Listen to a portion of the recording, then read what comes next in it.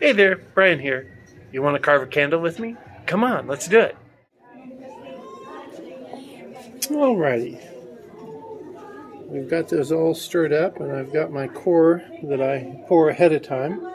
And we're going to dip it into the clear for about 2 minutes or so, give or take a minute. And here we go. I wear a Google Watch just for this occasion. It allows me to time myself. What we're doing here is we're just warming up that core so that we can carve it later on and it not be so brittle. We've got to warm the core up, and then we'll start layering on the different colors of wax. Generally speaking, I'm going to dip it probably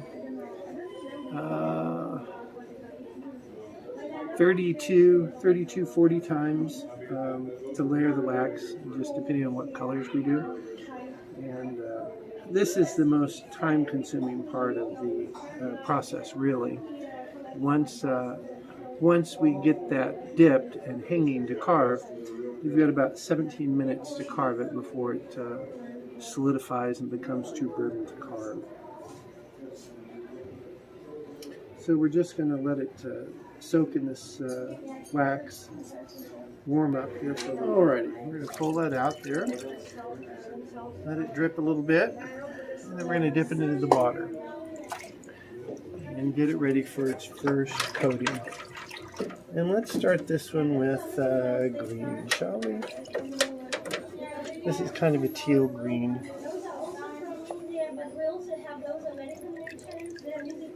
And dip that in, let it drip a little bit, and then we put it in the water. We put it in the water to solidify that wax on there so we can dip it again so it will take the layer. If you don't do that water bath in between the dips, you'll just melt the wax right off, and it just won't take any layers. You see, after 3 layers, that's pretty dark. So do one more. There we go. Now we're going to dip it in clear to put a barrier between the color and the white so it doesn't bleed into my white tank. And we'll dip it in the white. The white just helps differentiate between the colors and give depth to your candle.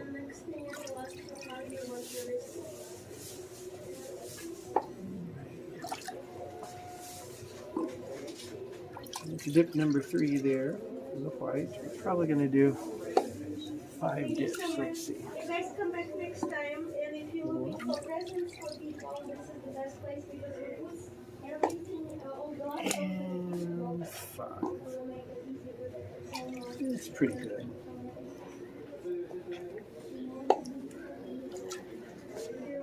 Dip that in the white. We're in the clear.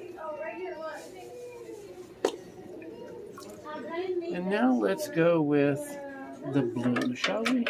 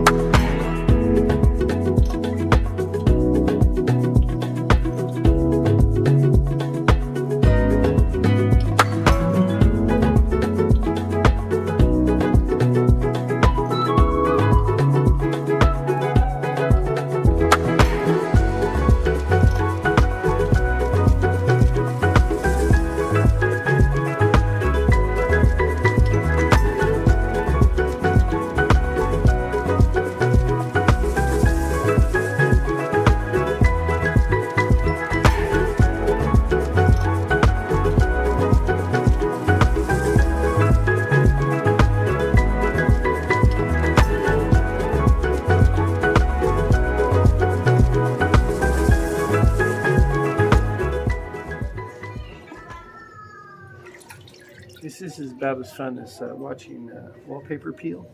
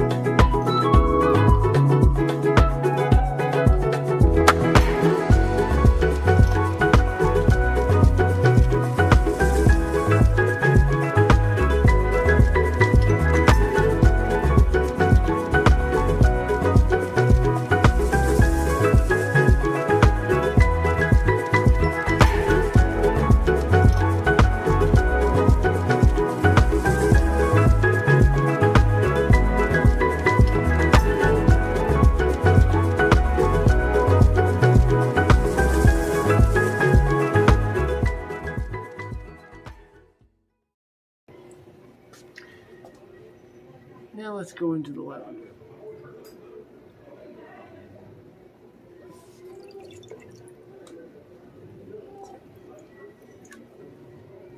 And we'll do that again.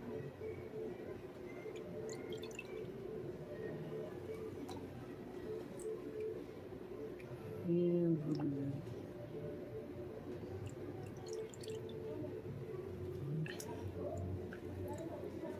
Now let's dip it into the blue.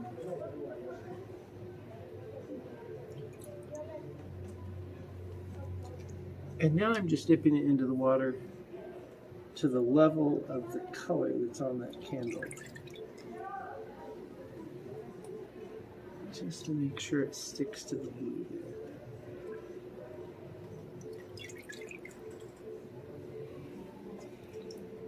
Alrighty. Now we've got it dipped, we'll hang it and start carving.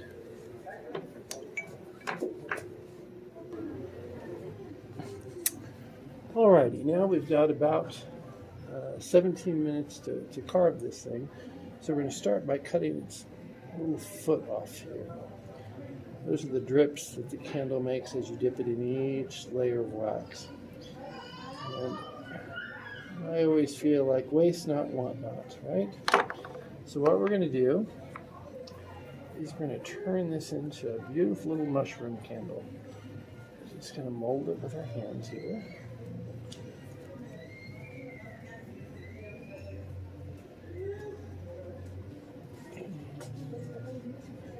Push it down, get a good base going.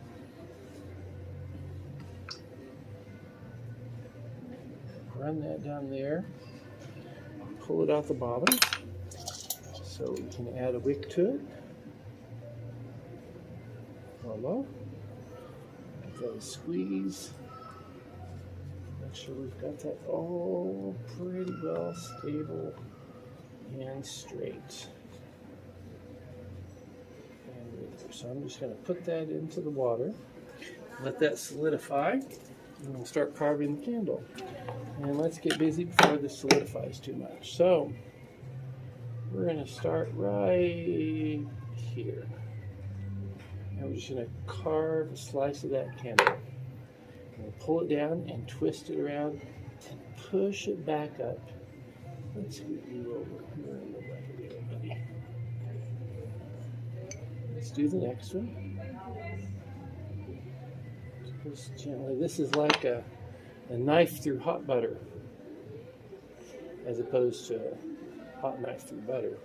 It's more like a knife through hot butter. Just carving slabs, and curling them. So sometimes this is called cut and curl candles. Sometimes we refer to them as carved candles. It was originally, if memory serves, a German art form. And they do some beautiful carved candles in Germany. And I would invite you to look those up on YouTube. And watch the real masters work. I'm much better with glass than I am with candles. But I have a lot of fun with the candles, so I just keep doing it. There we go. Now we're going to do some little curls up at the top here. Cut them.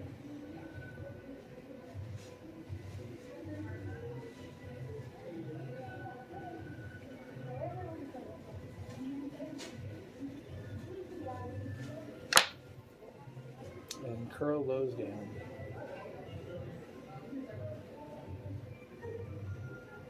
For those of you who have arthritis in your hands, this is a wonderful thing to do. This candle is so warm and just feels great on the skin. Feels great on the muscles and the bones. Sometimes after I've had a hard day of making glass and my hands are cramping and whatnot, I'll come over here and carve some candles, and it rejuvenates the hands a little bit. Now we're just gently pushing those curls down. Just to make sure they're setting right. Now we're going to do one more row. Now this is the row I always have problems with. I always have a tendency to want to go too shallow. And as a result, I cut those little slabs of glass off, or slabs of wax. You see, I work too much with glass. Everything's glass. Just curl that down. There we go. And again.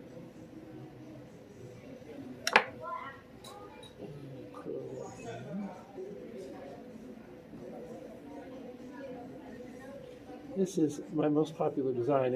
It's not by far the most complicated design, but it is, I found, the most popular. It's the quickest one for me to carve. So that all works really well together. Popular and quick to carve. And there's the last one. All right. Now we've got all the curls done, and now we're going to do some fun stuff. We're going to take this and we're going to cut right down between those curls. We're going to pull this out and we're going to start twisting it, and as we twist it, we're going to gently pull it just to elongate it a little bit so it can come back up here and fit back into that space that we took it out of. Just gently pushing, not hard at all. I wanted to form the candle there. And we're going to do it again. These remind me of, and a lot of other people, of ribbon candy at Christmas time. Do you remember the old candy that your grandmother or your aunt or whoever had in their candy dish? And it was hard, and some of it was spearmint and peppermint and fruity flavors. But that looks like that old Christmas ribbon candy. I just dearly loved that when I was a kid, and I didn't have grandparents. They had died, some before I was born and some right after I was born. So, but I did have an aunt who had a candy dish, and we would go over to her house at holidays, and she was a cook, and so she would make wonderful meals. And my mother came from a family of about 12 people, and it was her sisters, 12 siblings. It was her sister. And she always kept a glass dish full of ribbon candy at Christmas time or Thanksgiving on her coffee table in her living room. Well, I learned very quickly that the adults like to hang out in the kitchen after dinner. And when it would start to get dark, I would sneak into the living room and I would steal pieces of ribbon candy and eat them. Oh, they were so delicious. Well, one time, I must have been about 3 years old, someone caught on to what I was doing, and they snapped a picture of me just as I took my pilfered piece of ribbon candy and was about to put it in my mouth. And my eyes were wide open in fright, and my mouth was open, ready to eat the candy. And I remember that picture being taken. It startled me so much. And but it's a good memory, that old Christmas ribbon candy. I knew it was Christmas when ribbon candy was being sold in the stores. So that's kind of what this looks like. Old-fashioned Christmas ribbon candy. Maybe they don't make that anymore. I have no idea. We're so busy at Christmas time, making glass and candles and all those fun things that I don't get out much. All right, there we have that beautiful little candle. And now I'm going to pull that down. And I'm going to cut this wax off here. And I'm going to make a place for a tea light to go in this candle. For people that don't, a lot of people don't want to burn these because they're so pretty. I always say burn them, but a lot of people don't. So I like to make a way that they can kind of burn them without burning them. I core the top of the candle. I'm going to twist that around, pull that core right out of there. And then a little translucent tea light can sit down in there, and they can see the light glow through that. It's a clear plastic tea light. And get that wax out of that core. Otherwise, next time I go to use it, that'll be solidified in there. Impossible to use. Anyway, that will allow that light from that candle to glow down into that clear core wax and out these portions that are sliced away, so the candle just sort of glows. Even down in here it'll glow. That's how you make a pretty little carved candle. I love the colors. Now I'm going to dip it in water, let it solidify a little bit. And we'll put that mushroom up here.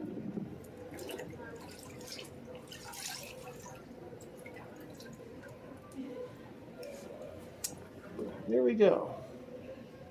And that, my friends, is how we carve candles.